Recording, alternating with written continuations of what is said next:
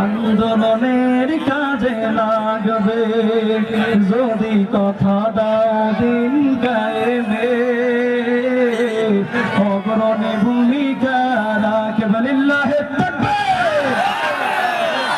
মাওলানা রফিকুল ইসলাম মাদানী সাহেবের আগমন শ্যামনগরবাসীর পক্ষ থেকে লাল গোলাপ শুভেচ্ছা,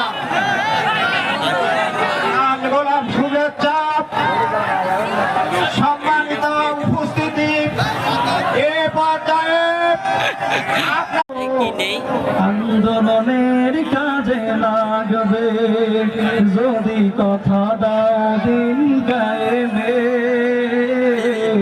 অগ্রণী ভূমিকা রাখবে লিল্লাহে তাকবীর।